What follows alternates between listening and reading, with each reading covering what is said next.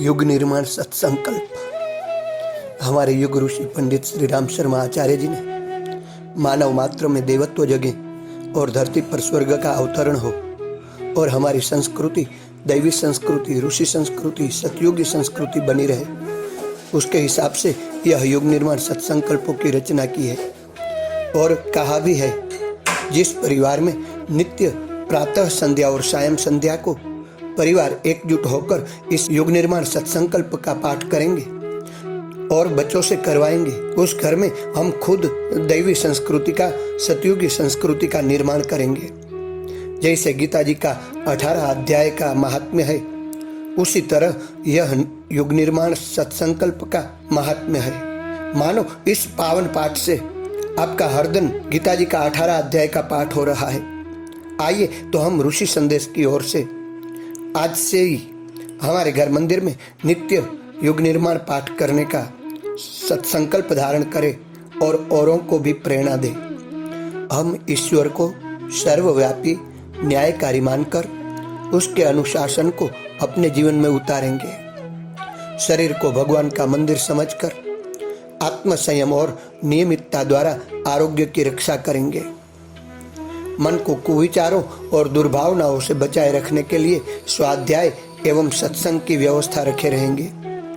इंद्रिय संयम, अर्थ संयम, समय संयम और विचार संयम का सतत अभ्यास करेंगे।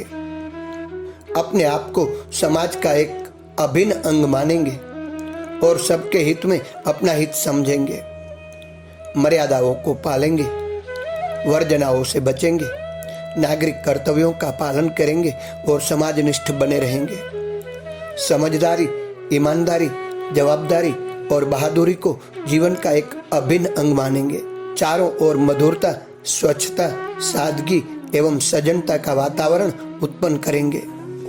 अनीति से प्राप्त सफलता की अपेक्षा नीति पर चलते हुए असफलता को शिरोधार्य करेंगे।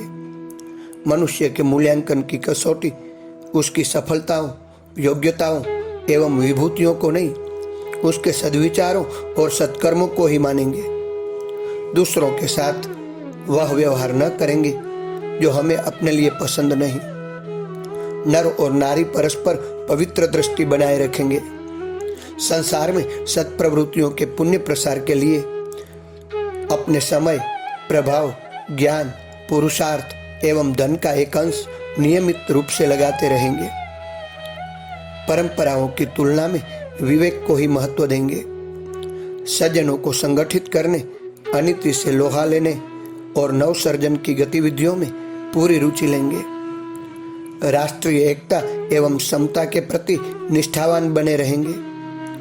जाति, लिंग, भाषा, प्रांत, संप्रदाय आदि के कारण परस्पर कोई भेदभाव न बरतेंगे।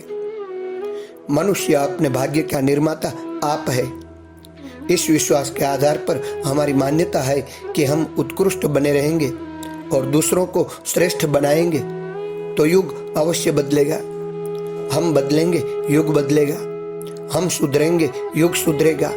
इस तथ्य पर हमारा पूर्ण विश्वास है। तो इस 18 अध्यायों का पाठ करना चाहिए। देव संस्कृति लाने के लिए, ऋषि संस्कृति लाने के लिए और हमारे घर को देव मंदिर बनाने के लिए सुबह और शाम को संध्या समय इस पाठ का अवश्य पठन करें। इससे सतयुग का अवतरण होगा और हमारे अंदर देवत्व का जागरण होगा। आप सबसे नम्र विनंती है कि आप इस युग निर्माण, हमारा युग निर्माण सत्संकल्प पाठ अवश्य करेंगे और इस दैवी संस्कृति का युग निर्माण सत्संकल्प आप तो करें, औरों को भी प्रेरणा दे।